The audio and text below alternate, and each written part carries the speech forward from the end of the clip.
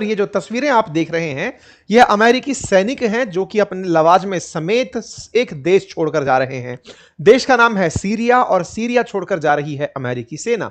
आप में से कुछ लोग इस बात के साथ ताजा यादों में आ गए होंगे कि आज से कुछ साल पहले अमेरिकी सेना ऐसे ही अफगानिस्तान छोड़कर बाहर निकली थी। अब ये सीरिया को छोड़कर जा रहे हैं। कारण क्या है?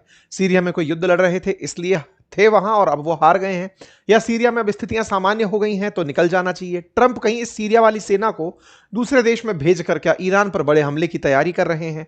क्या ईरान के डर के मारे सीरिया छोड़ रहे हैं? ये सारे प्रश्न आपके दिमाग में एक साथ बनते होंगे। आज के सेशन में सभी का जिक्र करेंगे, इतिहास से लेकर अब तक कि ईरान से, ये सीरिया से अमेरिकी सेना वापस क्यों निकल रही है, क्यों यहां पर जितना तेजी से बाहर निकल सकते हैं उतना तेजी से निकल रहे हैं, इसके पीछे का वर्तमान रीजन क्या है। हेडलाइंस आपके सामने हैं। कई आंकड़े 10 साल के हैं, कहीं 12 साल के हैं। 10-12 साल से अमेरिकी सेना यहां पर जमाए हुए थी, बेसिस बनाई हुई थी, अब वो यहां से छोड़कर बाहर जा रही है। इस पूरी घटना का डिटेल में चर्चा करेंगे, लेकिन इसके केंद्र में निश्चित ही अल शरा हैं, जिन्हें आप याद रखें। ये वो आतंकी हैं जिन्हें कभी अमेरिका ने एक आतंकी इनामी घोषित किया था कि इतना पैसा दोगे, इतना पैसा देकर के अगर कोई जानकारी देगा, जानकारी देने वाले को इतना पैसा अमेरिका देगा अगर कोई अल शरा की जिम्मेदारी बता दे कि कहां है। लेकिन अल शरा आज अमेरिका में गए हुए कई दशकों बाद ऐसे व्यक्ति बने जो कि आतंकी से राष्ट्रपति तक पहुंचे और अमेरिका ने उन्हें अप्रिशिएट किया। तो क्या अमेरिका इनसे खुश हो गया, इसलिए ये सब हुआ? सब बातों पर जिक्र, ठीक है। चलिए आगे बढ़ें, उससे पहले एक बार सब्सक्राइब का बटन दबा दीजिए। वीडियो के नीचे कमेंट बॉक्स में लिंक लगा होता है, वहीं पर दबा दीजिए फट से, है ना। आगे बढ़ते हैं साथियों, सीरिया की कहानी का जिक्र करें उससे पहले थोड़ा मैप पर इसे समझ लेते हैं। सीरिया समझें उसको और डिटेल में, ये समझें कि ये इजराइल के उत्तर में स्थित एक देश है। इजराइल ये रहा, इजराइल से उत्तर में सीरिया है। सीरिया की राजधानी दमिश्क है। पहले कभी ऑटोमन एम्पायर का कब्जा सीरिया में हुआ करता था। प्रथम विश्व युद्ध में ऑटोमन एम्पायर का पतन हुआ, उसके बाद सीरिया पर फ्रांस का कब्जा हो गया। सीरिया दमिश्क के कारण जाना जाता है, जो कि बहुत पुरानी सभ्यता का शहर माना जाता है। सीरिया मेडिटेरेनियन सी से बॉर्डर भी रखता है और लेबनान से भी बॉर्डर रखता है। अगर मैं जियोपॉलिटिकल रूप से इसका महत्व बताऊं तो सीरिया से ही इजराइल की बॉर्डर साझा होती है और लेबनान से भी साझा होती है। और लेबनान को यदि कोई प्रकार से मदद पहुंचानी होती थी ईरान को, तो वो वाया इराक और सीरिया होते हुए लेबनान को मदद पहुंचती थी। थोड़ा सा यहां का डेमोग्राफी और डिटेल में एंट्री करते हैं। देखिए, ईरान जो है ना, ये एक शिया बहुल देश है। सीरिया में लंबे समय तक बशर अल असद की सरकार थी। बशर अल असद खुद शिया थे। और लेबनान के अंदर हिजबुल्ला, जो इजराइल के उत्तर में है और जो इजराइल के खात्मे के सपने देखता है, यहां पर ये इजराइल रहा और इसके ऊपर लेबनान, लेबनान में बैठा हुआ हिजबुल्ला, ये भी शिया था। तो एक शिया गणित बनती थी। कैसे? ईरान, सीरिया और लेबनान। अब आपके दिमाग में आएगा इराक क्या? तो इराक के अंदर इन लोगों ने कॉरिडोर बना रखा था। मतलब ये समझिए कि ईरान से शिया शिया होते हुए, क्योंकि इराक में भी शिया हैं, मतलब बहुमत में नहीं है लेकिन शिया हैं, काफी अच्छा खासा नंबर है। तो यहां से कहा जाता है लैंड बॉर्डर के थ्रू होकर हिजबुल्ला तक यहां से वेपन पहुंचाए जाते थे। ये थोड़ा इतिहास हो गया, 2 साल पुराना इतिहास हो गया। अब इजराइल के उत्तर में जो लेबनान है, जिसके साथ इन दिनों इजराइल की जंग चली रहती है, बगल में बैठा सीरिया है। सीरिया में बशर अल असद की सरकार हुआ करती थी, जो 2024 के अंदर हट गई और यहां पर अल शरा 2025 में राष्ट्रपति बनकर आए। तो सीरिया में अल शरा के बनते ही क्या क्या परिवर्तन हुए उनको समझेंगे। थोड़ा सा इतिहास और लेकर चलते हैं, ठीक है साहब। जानकारी है कि अप्रैल 2026 में हसाका के कसराक एयरबेस से आखिरी अमेरिकी काफिला निकला और अमेरिकी सेंट्रल कमांड यहां से 2000 सैनिक निकालकर भेज रही है जॉर्डन। अच्छा, जॉर्डन कहां है मैप पर? अगर आप देखें तो ये सीरिया का बॉर्डर जॉर्डन से कनेक्टेड है, तो वाया लैंड ये जॉर्डन भेजा जा रहा है। और जॉर्डन जो है ना, इस समय जब ईरान पर हमला हुआ है तो जॉर्डन का यूज बहुत किया है अमेरिका ने। इजराइल और जॉर्डन से ही हमले किए थे सीरिया के ऊपर, ये ईरान के ऊपर। तो बड़ी मात्रा में सैनिक यहां से यहां पर विस्थापित किए गए हैं। ये सरकारी अधिकृत लेटर है सीरियन सरकार का कि साहब, हमको जब ये छोड़कर जा रहे हैं तो ये पूरा पूरा सिस्टम हमें सुपुर्द करके जा रहे हैं। अर्थात अमेरिकी सेना यहां पर सीरिया को बेसिस हैंडओवर करके गई है, ऐसे ही नहीं छोड़ गई है। सीरिया की सेना को पकड़ाया गया है, अल शरा की जो सरकार है उसको सौंपा गया है कि अब आप चलाइएगा इसको, ठीक है। चलिए थोड़ा सा इतिहास जान लें। कुछ साल पहले हमने इसके ऊपर सेशन किए, महीनों पहले सेशन किए हैं। एक बार दिसंबर 2 के ऊपर यह सेशन किया था जब सीरिया के अंदर रूस का हमला हुआ था। बशर अल असद यहां से छोड़कर निकले थे, बहुत सारे गृह युद्ध की स्थिति बन गई थी। हमने काफी कुछ इस पर डिस्कस किया था। एक ब्रीफ हिस्ट्री है। ब्रीफ हिस्ट्री ये कि ये पहले ऑटोमन एम्पायर का हिस्सा हुआ करता था। प्रथम विश्व युद्ध के अंदर जब ब्रिटेन फ्रांस का संयुक्त ग्रुप जीत गया था, तो इसे कब्जे में फ्रांसीसियों ने ले लिया था। 1946 में ये फ्रांस से आजाद हुआ था। फ्रांस से आजाद होने के बाद में 1963 में यहां पर एक बाथ पार्टी नामक पार्टी सत्ता में आई थी, जो थोड़ी लिबरल थी, कहिए कि सेक्युलर प्रकार से काम करना चाहती थी, लोगों को विकास कराना चाहती थी। लेकिन उनको 1970 में हाफिज अल असद, जो कि बशर अल असद के फादर थे, उनकी चुनौती मिली। उन्होंने सत्ता को अपने कब्जे में लिया, सिंगल पार्टी मूवमेंट की तरह काम किया, और फिर 1970 से लेकर के 2024 तक इनका परिवार ही सीरिया में शासन करता रहा। यानी कि सीरिया के अंदर हाफिज अल असद और उनके बाद में बशर अल असद ये लगातार सत्ता में रहे। बीच में 1982 का एक दौर आया जब सीरिया के अंदर विद्रोह हुआ और उसको दबाने के लिए इनके फादर का बहुत जिक्र हुआ। उन 2000 के अंदर हाफिज की जब मृत्यु हुई, उनके बाद बेटे बने बशर अल असद जो हैं, इन्होंने सत्ता संभाली, तो लोगों को उम्मीद थी कि ये काफी लिबरल होंगे, काफी ज्यादा कानून के साथ में आगे बढ़ेंगे और लोगों के प्रति उदारता रखेंगे। लेकिन इन्होंने भी काफी ज्यादा एक्सट्रीमिज्म अपनाया। इनके खिलाफ भी सीरिया के अंदर बहुत सारे प्रदर्शन हुए। लेकिन सीरिया को लेकर के मत हमेशा देशों में बटे रहे।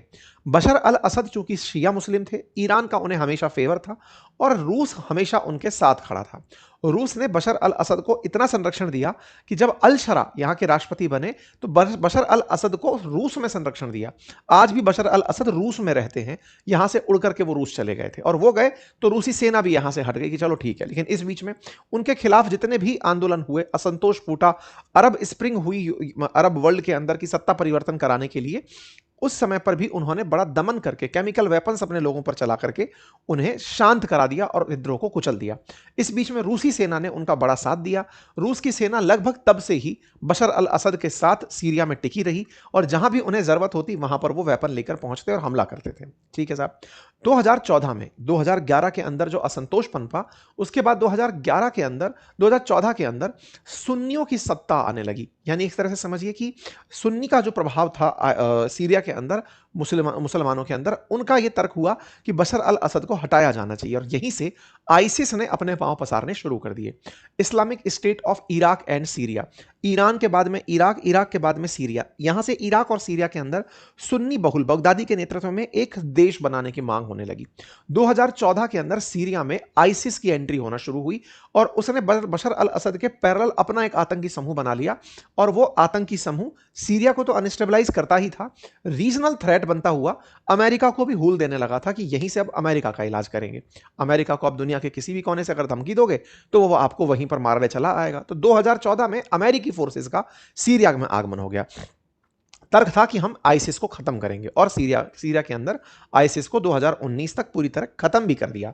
लेकिन इस बीच में इंटरेस्टिंग ये हुआ कि बशर अल असद के लिए रूसी फोर्सेस थी सीरिया के अंदर, और अमेरिकी फोर्सेस आईसिस को खत्म करने आई हुई थी। अब सवाल बनेगा कि उनका समर्थन कौन कर रहा था? तो अमेरिकी सेना का सीरिया के उत्तर के अंदर सीरियन डिफेंस फोर्सेस, जो कि असल मायने में कुर्द फोर्सेस हैं। कुर्द वो लोग जो अपने लिए अलग देश की मांग करते हैं, इराक में, सीरिया में, तुर्की में, यहां पर ये अपना, जिनको अमेरिका हाल ही में चाहता था कि उनको ईरान के अंदर एंट्री कराए, मतलब जमीन से एंट्री कराए, उन कुर्द फोर्सेस का साथ लिया अमेरिका ने सीरिया में पांव पसारने के लिए और आईसिस को भगाने के लिए। तो एसडीएफ और अमेरिका की बढ़िया पटती रही, तो उन्होंने मिलकर के आईसिस को खत्म करवाया। अमेरिका ने एसडीएफ को सीरिया में बचा के रखा, कुर्द लोगों के लिए काफी सारे काम किए। यहां पर एक तरह से समझिए तो एक प्रकार से अमेरिका और रशिया दोनों के लिए बैटल ग्राउंड था, लेकिन ये दोनों आपस में नहीं लड़ते थे। अमेरिका को जब सीरिया में गोला गिराना होता था, गिरा लेता था। बशर अल असद के खिलाफ खुलकर अमेरिका नहीं खड़ा था, लेकिन उनकी नीतियों का खूब पुरजोर विरोध करता था, क्योंकि दोनों के बीच में एक राइवलरी थी, रशिया और अमेरिका के बीच में। ठीक है साहब। ऐसे बीच में काफी सारे दौर आए जब बशर अल असद के खिलाफ भी ट्रंप ने पिछले कार्यकाल में अनाउंस किया कि इनके खिलाफ भी मिसाइल चलाओ। क्यों? बोले इन्होंने केमिकल वेपन यूज किया है। चलो साहब, ये इतिहास कम टू द पॉइंट, सीधा सीधा पहुंचते हैं। अब पॉइंट ये निकलता है कि इस बीच में सीरिया के अंदर दिसंबर 2024 के अंदर बड़ी अनस्टेबिलिटी आने लगी। क्यों आने लगी? कि उनके दबाव में, असद के दबाव में और बिगड़ती अर्थव्यवस्था में, अर्थव्यवस्था क्यों बिगड़ी उसके कारण को भी देखते हैं। असल में सीरिया लंबे समय से रूस के समर्थन से सरवाइव कर रहा था, या कहिए बशर अल असद सरवाइव कर रहे थे अपने छोटे से टुकड़े को रख करके। जब यूक्रेन और रशिया युद्ध होने लगा तो रूस ने अपना ध्यान सीरिया से हटाकर यूक्रेन पर फोकस कर दिया। बड़ी मात्रा में रूसी सैनिकों को बुला लिया युद्ध करने के लिए, तो सीरिया में रक्षा करने के लिए असद का कोई बचा नहीं। ऐसे में जो रीजनल ग्रुप्स थे, उन्होंने तत्काल प्रभाव से कहा कि चलो अब खाली कराते हैं, कब्जा करते हैं, क्योंकि बशर अल असद के पास कोई नहीं है। तो रूस के पीछे हटने से सीरिया के अंदर जो ये क्या नाम है, HTS करके जो ग्रुप है, जिसको आज ये वर्तमान जो राष्ट्रपति बने हुए हैं, इन्होंने इस पूरे के पूरे क्षेत्र को कब्जा कराने का निर्णय ले लिया। तो रूसी फोर्सेस पीछे हटने लगी और ये जो अल शरा हैं, जो कि एचटीएस यानी तहरीर अल शाम से बने हुए आतंकी हैं, इन्होंने असद सरकार को उखाड़ फेंकने के लिए पूरे सीरिया के अंदर सत्ता परिवर्तन का बिगुल बजा दिया। हालांकि अमेरिका ने शुरुआत में इन्हें आतंकी ही ट्रीट किया, इन पर $10 मिलियन का इनाम रखा, लेकिन वो इनाम धीरे धीरे बदल दिया गया क्योंकि अमेरिका को लगा कि ये असद को हटाने में कामयाब होगा, और ये हुआ भी। क्योंकि जब रशिया अपनी फोर्सेस हटाया तो बशर अल असद बच नहीं पाए और अल शरा ने उस देश पर कब्जा जमाना शुरू कर दिया। बड़े क्षेत्र पर इन्होंने कब्जा जमाया, अमेरिका पीछे से बना रहा। मार्च में इन्हें एक अस्थायी संविधान लिखने का मौका मिला। जनवरी 25 में ही इन्हें स्वीकार कर लिया गया था कि यही सीरिया चलाएंगे। मई 2025 में डोनाल्ड ट्रंप ने सऊदी अरब के कहने से इनके ऊपर लगाए हुए प्रतिबंध भी हटा दिए और एक बार इन्हें फिर मौका देने का तय किया गया। हालत यह हुई कि अल शरा, जिस पर अमेरिका ने अपनी तरफ से पाबंदियां लगाई हुई थी, सैंक्शंस लगाए हुए थे, आतंकी माना हुआ था, उन्हें नवंबर 2025 में व्हाइट हाउस बुलाया गया। व्हाइट हाउस में दशकों बाद ऐसा हो रहा था क्योंकि बशर अल असद कभी गए नहीं। अल शरा पहली बार एक आतंकी टर्न राष्ट्रपति थे जिनका अमेरिका ने स्वागत किया था। तो एक प्रकार से अमेरिका और सीरिया अब एक दूसरे के नजदीक आने लगे थे। अब सवाल बना उस एसडीएफ का क्या हुआ, जो कि अमेरिका की मदद से कुर्द फोर्सेस वाली थी, जो इनके साथ काम करती थी। तो एसडीएफ की भी इनके साथ में मित्रता कराई गई कि ठीक है साहब, अब आपके ऊपर से प्रतिबंध हटाते हैं और आपके ऊपर से प्रतिबंध हटा के सीरिया को आप पूरी तरह यूनिफाइड करो। हमें दो चीजें चाहिए। बोले क्या? सीरिया की जमीन का उपयोग इजराइल पर हमला करने के लिए नहीं होना चाहिए। बोले नहीं होगा। दूसरा, ईरान से होकर सीरिया होते हुए लेबनान में बैठे हिजबुल्ला तक बम नहीं पहुंचाओगे। बोले नहीं पहुंचाएंगे। बोले अगर ये दो अश्योरेंस तुम दे दोगे तो हम अपनी फोर्सेस हटाकर तुम्हें सारे बेसेस सौंप देंगे। और यही करते हुए ट्रंप ने सीरिया से अपनी फोर्सेस हटाने का आदेश